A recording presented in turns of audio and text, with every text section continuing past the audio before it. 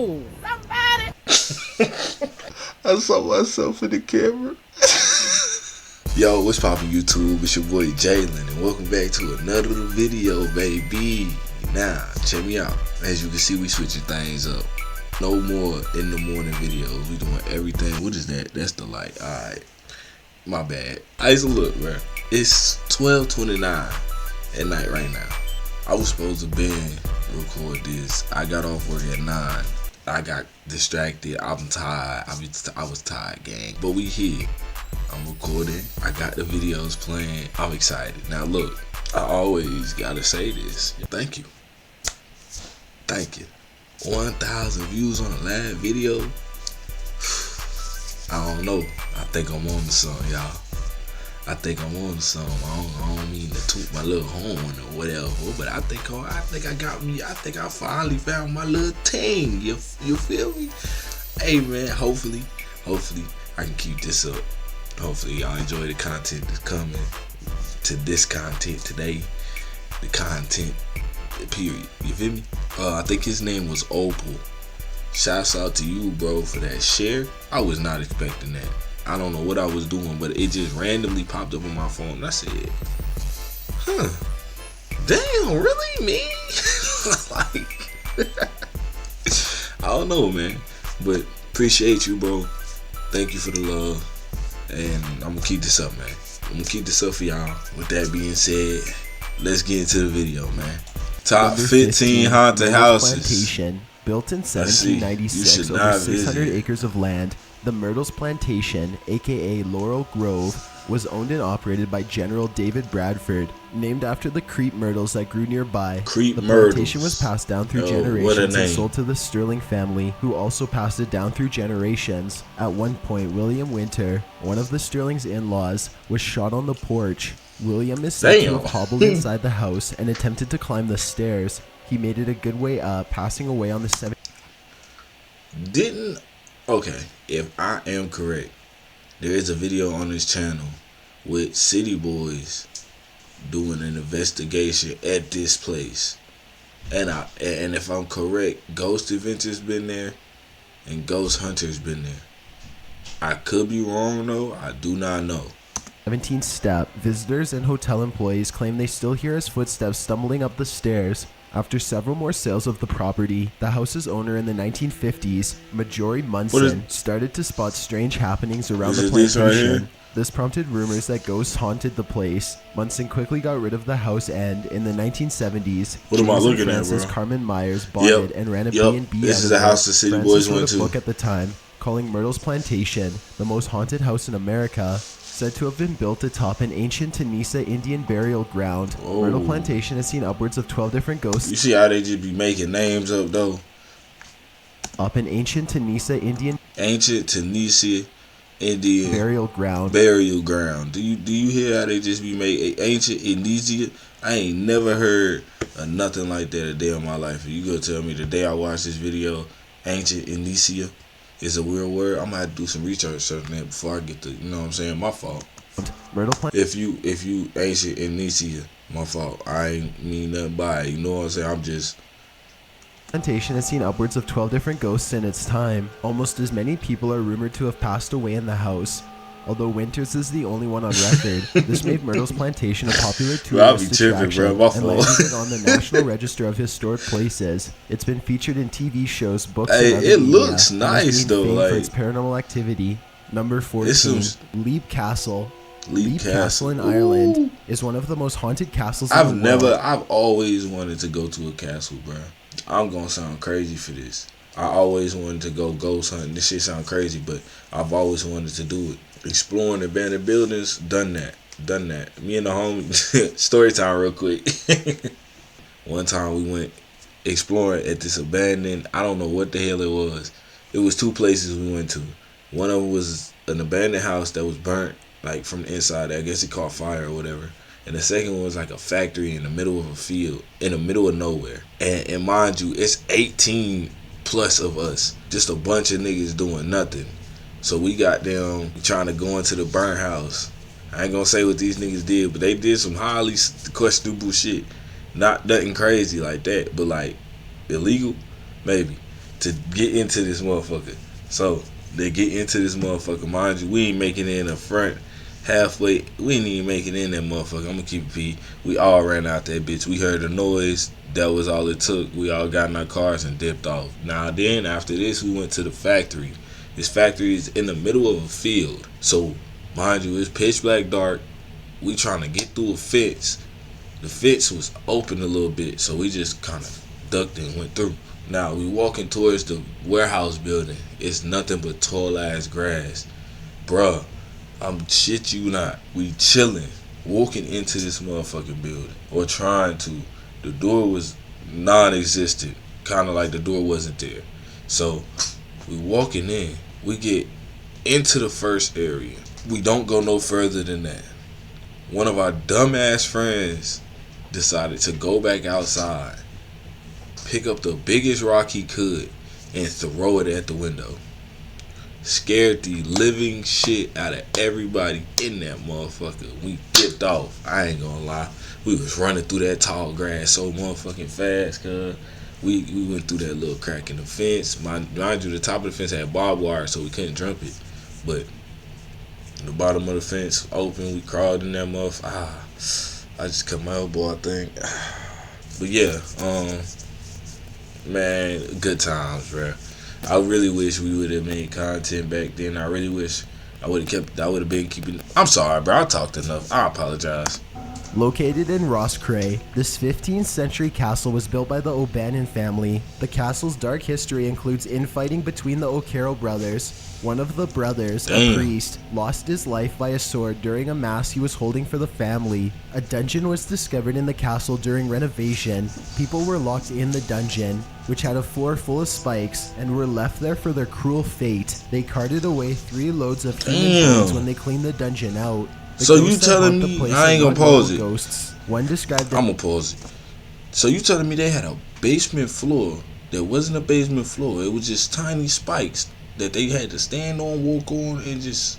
God is said to be a sheep-sized creature with a decaying face. What? The odor of sulfur mixed with decay what the hell is smell when it appears. There are also shadowy creatures hanging around the priest's house, along with the Red Lady, who holds a dagger in her hands, ready to use it, and the 2 young ghost girls at play. Whether you come across playing girls or it in Leap Castle, considering the place's history, I'd recommend you'd run for your life. Number 13, Samlesbury Hall. Another of Britain's most haunted buildings, Samlesbury Hall dates back to 1325, allowing for centuries worth of ghosts to haunt the place. One of the hall's owners took his own life because he was in debt, and he is said to be one of those ghosts. But he's not the only one. Ghost hunters love Samlesbury and have investigated it for years. Some have come into contact with the ghost Dorothy, who mentions her father when she appears. Others have come across the White Lady, who is believed to be Dorothy's self-worth. She fell in love with the neighbor boy. So is this like her nose right here? But her brother took his life and his 2 friends, which made Dorothy go insane. 3 skeletons were found in the walls of Samlesbury Hall, and are believed to be those of the 3 men. 2 other ghostly figures haunt the place. A woman who has been spotted dragging a child behind her. And if you head into the priest room, don't be surprised if you come across the spirit of a priest with no head that lost his life there during Reformation. Red stains still appear on the floor. Number 12, Barry Pomemeroy Castle.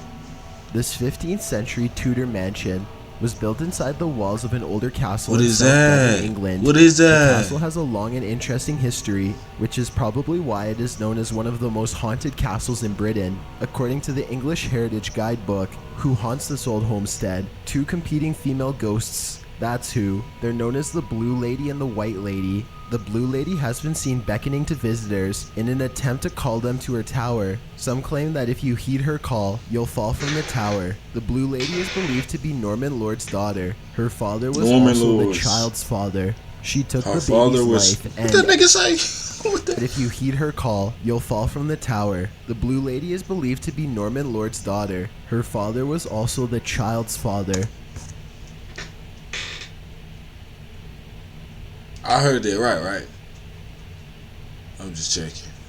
She took the baby's life and ever since has mourned its loss. The White Lady also haunts the dungeons. She is said to be the ghost of Margaret Pomemeroy, whose sister, Eleanor, was jealous of her beauty and so locked her in the dungeons for great lengths of time. It's best to steer clear of both blue and white. Number 11. Morris Juml Mansion. If you're near Morris Juml Mansion in the city that never sleeps, you'll likely have a hard time falling asleep yourself. Sitting atop Coogan's Bluff Ridge near the Harlem River in Manhattan, haunted places. This most haunted of houses is also one of the oldest houses in New York. Like most haunted houses, Morris Juml has a rich history. It served as a military headquarters for George Washington, a battleground during the What the fuck is George Washington doing in New York, bro? So you American Revolution, and when things died down war-wise, a 19th century party house. It's no surprise that during all these escapades, lives were lost within the mansion's walls. In 1810, the house was sold to Stephen Juml, a well-to-do French wine merchant. I ain't gonna lie, just looking at it, bro, that house looked creepy as fuck on the outside. I wouldn't even, like, it just looked like something wrong with it. I ain't even gonna lie.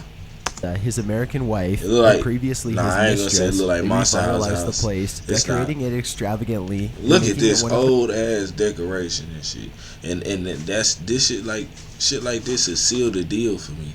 You feel me? Like shit like this, yeah, it's something wrong with this house. The city's most exclusive properties, it's too which old. Isn't a surprise, being that they loved high-profile friends. After all, they used to hang out with Napoleon in France. But some of their high What the fuck is Napoleon doing there? Society counterparts were not having it. Eliza, after all, was born of a blue-collar family, and she certainly didn't belong amongst them. Really they started to spread rumors that her mother owned a brothel and had sold her as a child. And when Stephen Juml died unexpectedly in 1832, the rumors hit their highest pitch, as many claimed Eliza took his life. Carol Ward, the executive director of the Morris Juml Mansion, told news.com.au, the official story is that a pitchfork while doing errands is brought back here. Sometime during the event, she helps him clean the wounds, but the problem is taking the bandages off means that he bleeds out. She does inherit everything, so that leads to one version of the story. Or was it that she didn't have any medical knowledge? Alright, you can switch she this thought shit that now. She was actually helping. Many chose to believe that Eliza watched her husband bleed to death. 8 months later, Eliza remarried former Vice President Aaron Burr, who wanted to steal her money and would later assassinate Alexander Hamilton. He died of illness and old age, and Eliza was ostracized and fell into dementia and decline in her huge macabre mansion. I can watch this, y'all. That she let herself go, her hair a mess, her clothes soiled, haunted by her victims, and throwing parties that only she attended. Her ghost wanders the mansion today. Number 10, the White House. 1600 Pennsylvania Avenue is not only the epicenter of the most powerful man in America, it's also the epicenter for some paranormal activity. Everyone from White House staff to the first The White House is haunted? ladies have experienced some specters in the White House, and it's not just dead presidents that make their appearance. Nah, hold on. Right here, am I tripping? Cause this nigga not dead. That's fucked up if y'all talking about this nigga. But I'm seeing something right here. I don't know if... Former First Lady Abigail Adams has made a ghostly guest spot on occasion, dressed in a lace shawl and a cap, on her way to the East Room to do her laundry. Being the driest place in the White House during their stay in the late 18th century, she used to hang her clothes to dry, and she still does. Disembodied voices from other major White House personalities have also been heard floating through the Yellow Oval Room. First Lady Mary Todd Lincoln, who held seances in the White House in order to speak with her dead sons, claims to have heard Andrew Jackson cussing up a storm in the halls, and particularly around the Rose Room, which used to be his bedroom. His ghost is said to have turned up at Harry Truman's White House correspondence. Truman sent a letter to his wife detailing the eerie atmosphere. I sit here in this old house and work on foreign affairs, read reports, and work on speeches, all the while listening to the ghosts walk up and down the hallway. And even right here in the study, the floors pop and the drapes move back and forth. I can just imagine old Andy Jackson and Teddy Roosevelt having an argument over Franklin Roosevelt. Lincoln's ghost or presence is most often cited. First Lady Grace Coolidge claims to have seen his lanky specter starting out in the Oval Office. Lady Bird Johnson and Eleanor Roosevelt also claim to have felt Lincoln's presence. The Netherlands Queen Wilhelma was staying in the White House when she answered a knock at her door in the middle of the night to find Lincoln's ghost. top hat and all, floating before her. She was so shocked she fainted. Even British Prime Minister Winston Churchill claims to have encountered the ghost at the fireplace in his room. Not only does his ghost appear, but Lincoln himself had premonitions in the haunted White House. Not long before he was assassinated, he had it. But here's the thing with that though. How the fuck is Abraham Lincoln's ghost in the White House if he didn't die in the White House? Didn't he die in the Opera Hall or some shit like that? He got shot by Wilkes Boots.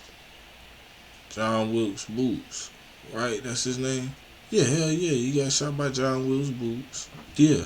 So how the fuck did he get a dream in which he foresaw his passing? Perhaps he should have been more superstitious. Number 9. The Octagon House. Another of the most haunted and oldest historical houses in Washington, D.C., the Octagon has had its fair share of apparitions and otherworldly presences. The Octagon? And the public have all claimed to have seen. Oh, I'm thinking about the Pentagon, my dumb ass. The Octagon's second and third floor landings, the rear garden area, and the third floor bedroom. The house's history cries out for a good haunting. The townhouse was built for John and Ann Taylor, who were distantly related to George Washington, and was later lived in by President James Madison and his wife Dolly. When the White House was set afire by the British in 1814, in fact, the Treaty of Ghent, which ended the War of 1812, was ratified in the Octagon. Legend has it that Dolly Madison didn't ever leave the Octagon. The first reported sighting on record was in 1912. The Washington Herald reported that Dolly's famed parties continued in the afterlife, saying could be that shadow between going midnight up and the dawn, stairs, there though. is a low hum of pleasant conversation, The fuck the is sound this? of silver and the clink of glasses, as the splendid company with gay liveried men drive up and take away the With gay departing livery guests. men? Her ghost is said to reside in the drawing room, and a fresh scent of lilacs linger whenever she appears. Number 8. Rose Hall. This Jamaican haunted house sits high atop a hillside, overlooking the coast of Montego Bay. The style of the mansion is Jamaican Georgian and was built in the 1770s. John Palmer is one of its most famous previous owners. One of his visitors, Mike Will, wrote of the property, "It is placed at a delightful elevation and commands an extensive sea view. Its general appearance has much of the character of a handsome Italian villa. A double flight of stone steps leads to an open portico, giving access to the entrance hall, on the left of which is the eating room, and on the right the drawing room, behind which are other apartments for domestic uses. The right wing, fitted up with great elegance and enriched with painting and gilding, was the private apartment of the late Mrs. Palmer, and the left wing is occupied as servants' apartments and offices." Sounds like plenty of space to haunt in style. It seems Annie Palmer couldn't be torn away from the place, even after she lost her life. Her spirit, known as the White Witch, is said to haunt the Rose Hall Plantation. Legend says she was born in Haiti to an Irish-English heritage, and she became an orphan after her parents passed away of yellow fever. Her adopted nanny was into voodoo and witchcraft, and taught Annie her trade. Annie then moved to Jamaica, where she married John Palmer. Allegedly, Annie murdered her husband, and 2 more after that, as well as many of the plantation's male slaves. It is said that Takao, one of these slaves, took her life. Number 7. Franklin Castle. Built in 1881 for wealthy German immigrant That house looks familiar, Franklin bro. Castle was a cursed house from the beginning. His 15-year-old daughter, Emma, passed away there from diabetes not long after in 1891.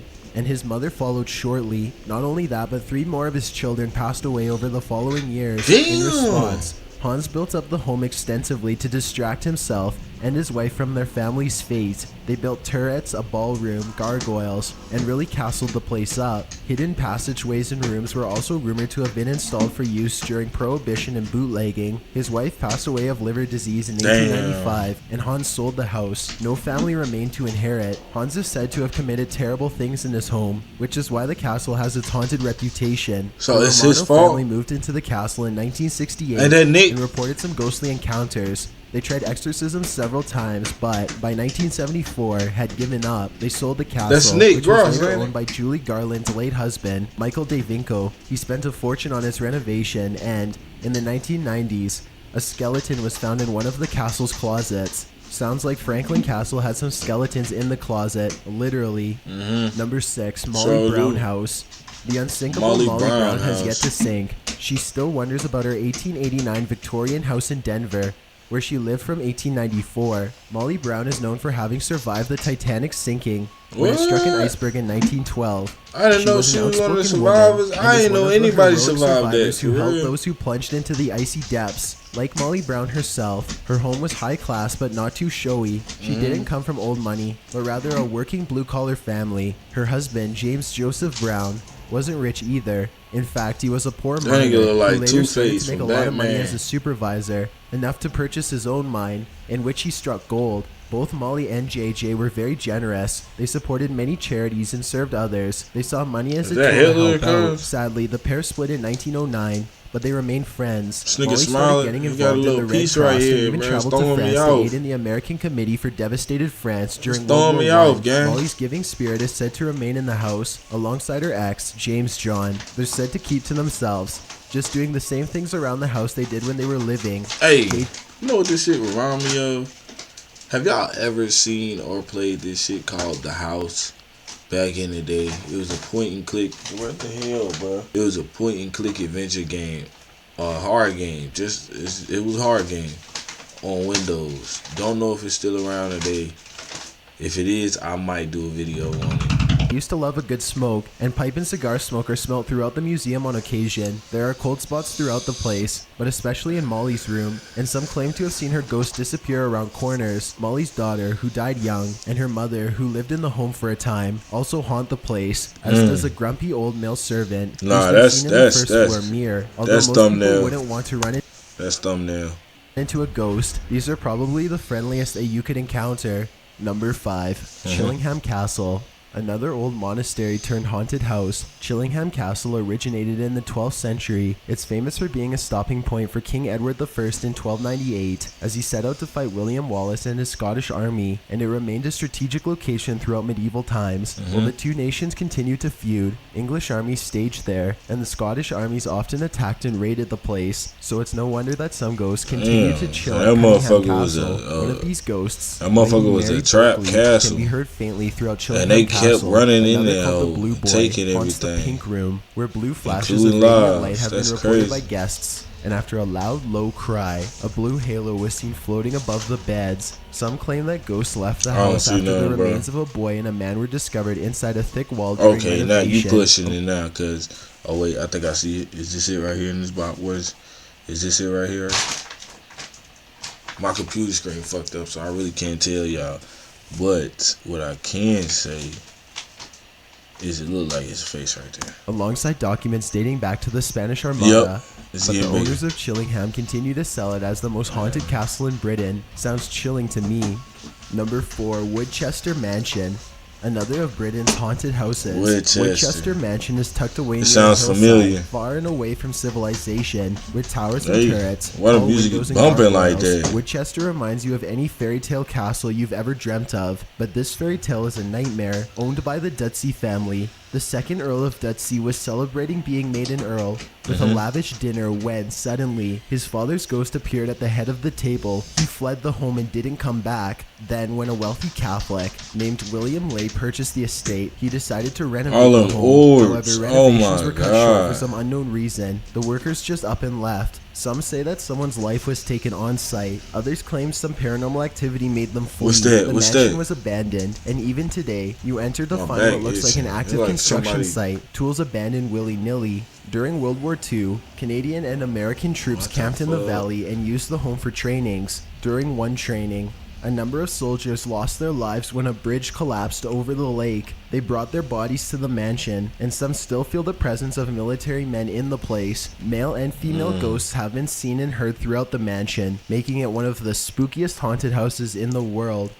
Number 3, that nigga gotta explore that as shit. The seat of the Townshend family for almost 400 years, Rainom Hall in Norfolk, England, set the scene for one of the most famous ghost photos ever taken, the Brown Lady. Legend has it that the ghost of Lady Dorothy Walpole, aka the Brown Lady of Rainom Hall, haunts the place. Dorothy was Charles Townshend's second wife. Known for his violent temper, Townshend is said to have locked her in her room for having an affair with Lord Wharton. She was never free to leave the hall, not even to visit her kids, and she remained entrapped there until smallpox took her in 1726. Many sightings of the Brown Lady have been reported. The first on record was made during Christmas of 1835. Guests at the Christmas party claimed to have witnessed the brown lady in her dated dress and with empty eye sockets and a glowing face. After the sighting, staff at the hall fled and never came back. The next sighting happened the following year. A man named Captain Frederick Marriott had a hunch that the ghost was a hoax and actually a cover-up for local smugglers who wanted to isolate the area.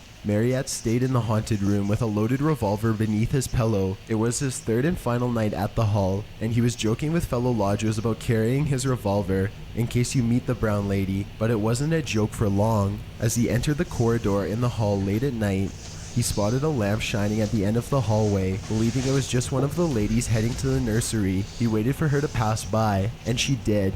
He recognized the woman as the brown lady. She was the spitting image of her portrait, which hung in the hall. Marriott reached for his gun, but before he could, the woman held the lamp up to her face and grinned a diabolical grin. Marriott shot the woman right in her face, but the specter vanished. His bullet was lodged in the corridor wall. Pretty spooky if you ask me. Number 2, Borley Rectory. The Reverend Henry Dawson Ellis Bull constructed Borley Rectory in 1862. The house was eventually renovated to accommodate all of Bull's 14 children. The church's nave dates back to the 12th century, and the church itself serves 3 communities. The place is prime hunting ground for ghost hunters, as they recall the legend of the 14th century Benedictine monastery that used to stand on the grounds. So that shit haunted. And a monk is said to have been in a relationship with one of the nuns. When the relationship was unveiled, the nun was bricked up alive in the walls of the convent, and the monk got off easy. Oh my God! He was executed. This legend was demythed in the early 1900s as a story. All they wanted to do was love each other. She get buried in a wall. Novel, Montezuma's daughter and may have got inspired killed. That tidbit about the nun's fate. However, whether real or fabricated, locals regularly report paranormal activity on the premises. As early as 1863, some heard footsteps in the house, and in 1900, 4 of the rector's daughters claimed to have seen a spectral nun standing about 40 yards from the house at twilight. When they approached the phantom, it vanished. At various points throughout the next 4 decades, others claim to have seen a ghostly coach operated by 2 headless horsemen near the place. Later occupants of the house, the Smiths, discovered a woman's skull in a brown paper bag in one of the cupboards. They also reported hearing footsteps, seeing lights turn on, and hearing the servant bells which were disconnected. The wife also claimed she had seen a horse-drawn carriage. A paranormal researcher was brought in, and he witnessed other phenomena, like vases, stones, and other objects being... They just seeing everything, and god damn, you know what that sound like? That sound like at the end of a commercial when they trying to sell you some shit like the medicine and shit. He just gets to talking fast. That's what that sounded like. Thrown about. Additionally, spirit messages were heard being tapped through a mirror frame. After the Smiths had had enough, the Foysters moved in. Again, strange occurrences led Lionel Foyster to write about an account of the family's experiences, which included the servant bells ringing, stones and bottles being thrown, writing on the walls, windows shattered to pieces, and their daughter getting locked in a room without a key.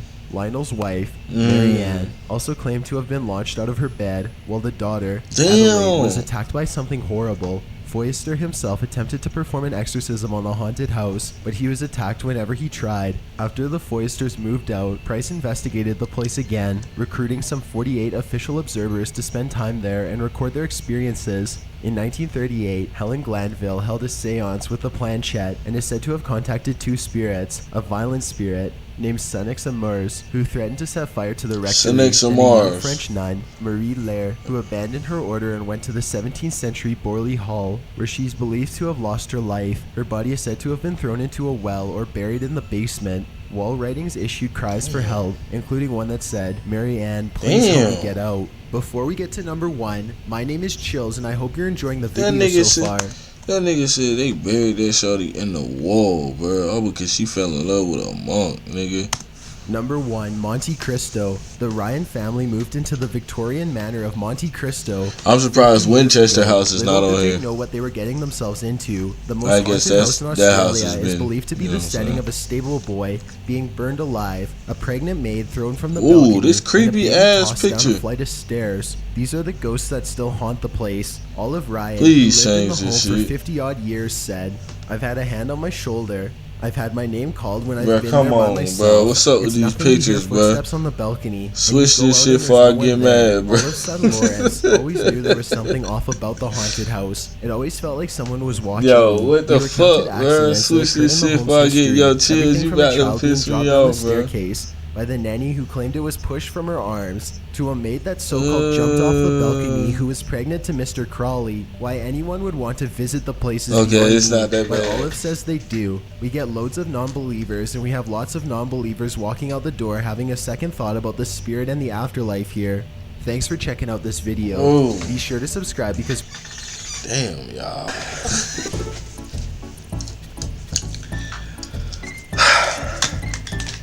Alright, man.